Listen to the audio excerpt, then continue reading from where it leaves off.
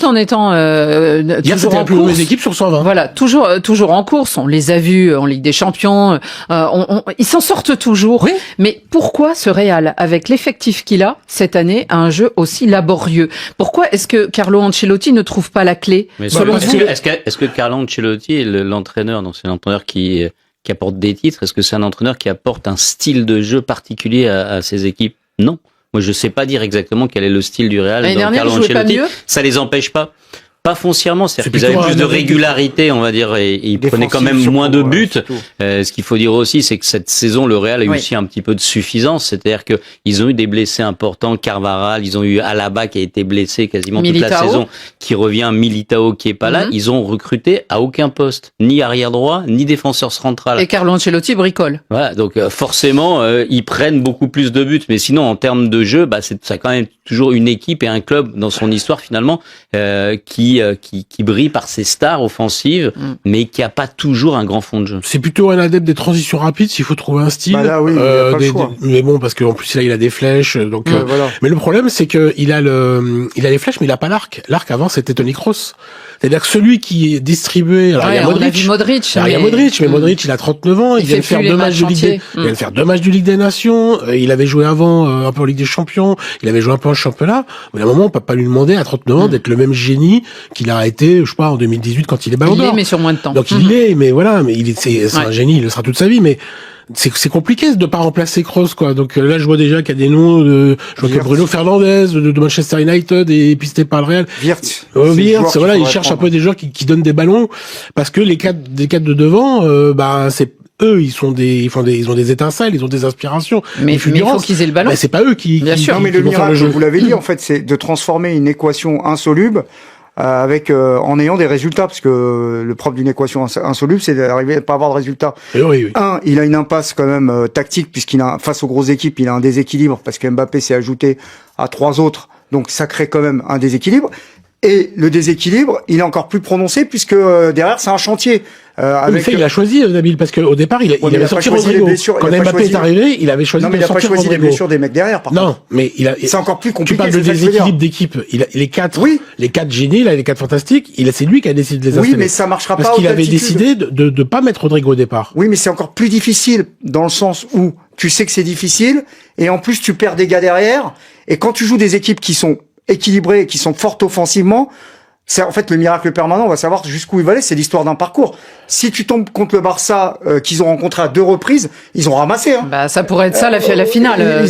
Ils ont ramassé. Oui. Donc si par exemple, et même contre Arsenal, on va voir déjà. On va voir. Si t'as un parcours, alors ils existent plus de cette manière-là, mais si tu t'étais retrouvé face au City dominant de Guardiola, c'est-à-dire pas l'ambulance de cette saison, il peut faire ce qu'il veut, Guardiola avec ses flèches. Ancelotti, il en prend 4, quoi. Ça dépend aussi du niveau d'adversité. Mais déjà, contre l'Atlético de Madrid, ils sont passés au tir au but en Ligue des Champions. Donc jusqu'à présent, c'est sur un fil, tout le jour. C'est des funambules, les Madrilènes. Sauf quand t'es tombé contre Barcelone en championnat, où t'as quand même ramassé sévère. Oui, et en super Coupe d'Europe, enfin d'Espagne et tout ça. Bon, Camavinga, on va peut-être l'excuser parce qu'il n'était pas à son poste. Alors je crois que ça c'est. Non, il joue souvent quand même à arrière gauche. Il l'a fait la dernière fois où il l'a fait comme ça.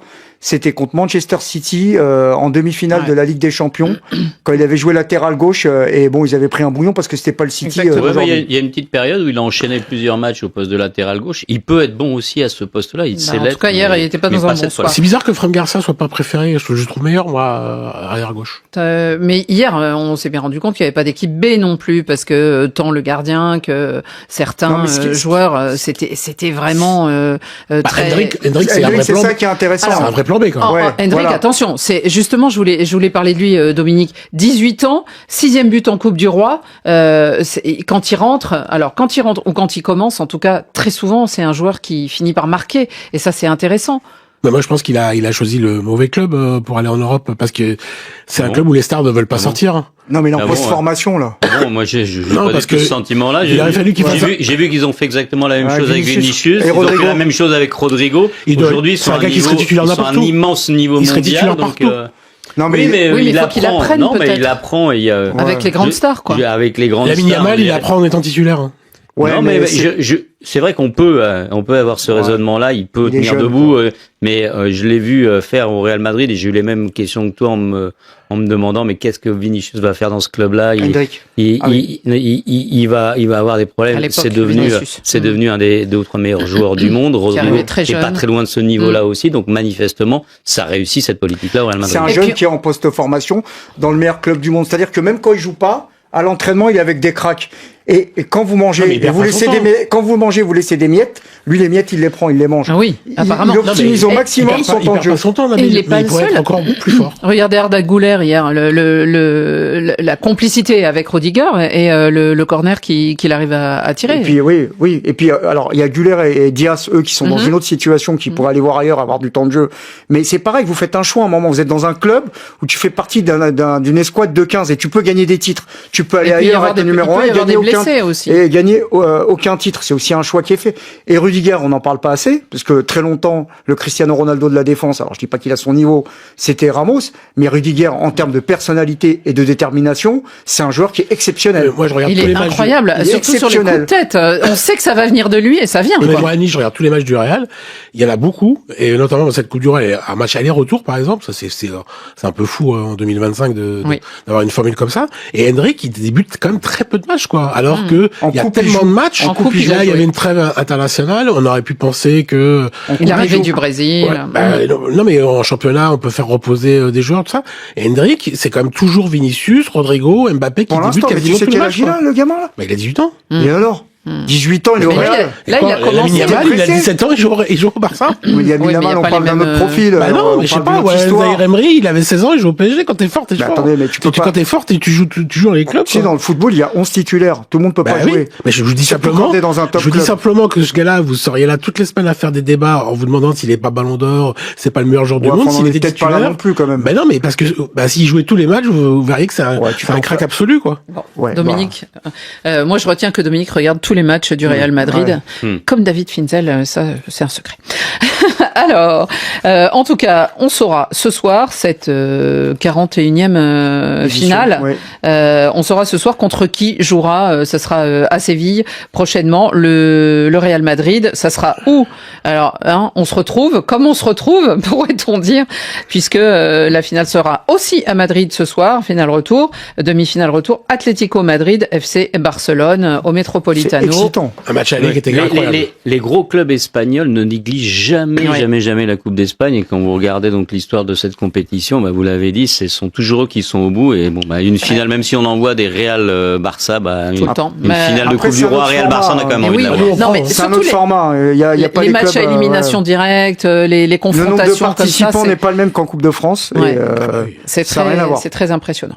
Une demi-finale sans doute plus compliquée que ne l'avait imaginé le Paris Saint-Germain accueilli à Lille par ce club de Dunkerque, les Parisiens invaincus en Ligue 1 et ils avaient face à eux la 5e équipe de Ligue 2. D'ailleurs, ce sont eux qui menaient 2-0 pratiquement jusqu'à la mi-temps. Dunkerque, une fin un peu brutale quand même d'une incroyable épopée parce que on va d'abord parler des perdants. Tiens, on va changer un peu, mais pleine d'ambition cette équipe. On a parlé dans l'équipe, vous avez parlé du propriétaire turc riche industriel. Il est à la tête d'un autre club en Turquie qui s'appelle qui est 3e actuellement derrière Galatasaray et Fenerbahçe. Et hier, il était au stade Pierre-Mauroy. Il vient assez rarement apparemment voir cette équipe. En tout cas, les Maritimes de Dunkerque avec des joueurs qui ont quand même montré du caractère, du talent, qui ont tenu. Et alors, un clin d'œil au directeur sportif parce que c'est l'international sénégalais, ancien de Chelsea, Dembaba. Hier soir, ils se sont sentis victimes d'injustice, Dominique. D'injustice à cause d'une erreur d'arbitrage. Est-ce que c'est à raison? On est à 2-1. Juste à la mi-temps, le Paris Saint-Germain marque un but et en début de deuxième mi-temps, il marque sur corner. En fait, il n'y aurait pas dû y avoir corner apparemment. C'est Marquinhos qui touche le ballon au dernier, donc c'est une sortie de but. Et la conséquence de cette erreur d'arbitrage, elle est énorme puisque sur le corner, il y a but de Marquinhos et ils avaient encaissé un but juste avant la pause et ils en prennent un juste après le retour des vestiaires. Donc là, ce 2-2 là, déjà dès le but de Dembélé, le 2-1 avant la pause, on se dit exactement. on sent le vent tourner. On se dit, bon, Bah oui. c'est Dunkerque a fait son truc pendant 40 minutes, c'était sympa, mais là, ça va être difficile, quoi. Mais bon, pourquoi pas une prolongation, sur un malentendu. Là, au 2-2, on est à la 40. Moi, je veux bien, mais alors faire de l'histoire de ce match, ce corner qui n'en était pas un et qui a permis au Paris Saint-Germain donc de sauver sa peau dans la compétition. C'est quoi? C'est pour se consoler un peu? Oui, non, mais l'histoire de Dunkerque, elle est formidable, mais entièrement bon, d'accord. le Paris Saint-Germain avait enclenché la marche avant, ils avaient 83% de possession. On n'a quand même pas de grand doute sur le fait qu'ils allaient finir par revenir dans ce match et prendre l'avantage. Mais cette équipe de Dunkerque, elle est capable de faire des choses formidables. Eh ben justement, on va l'entendre, l'entraîneur de ces hommes de Dunkerque, le Portugais Luis Castro, qui justement revient sur le scénario, et le scénario débute, et vous avez raison, messieurs, eh ben on sentait que le vent avait tourné. On jouait contre Paris Saint-Germain. La dernière fois qu'ils ont perdu à l'extérieur en France, c'est 2023 février. Je regarde pas beaucoup d'équipes cette saison qui créent d'occasions comme on criait.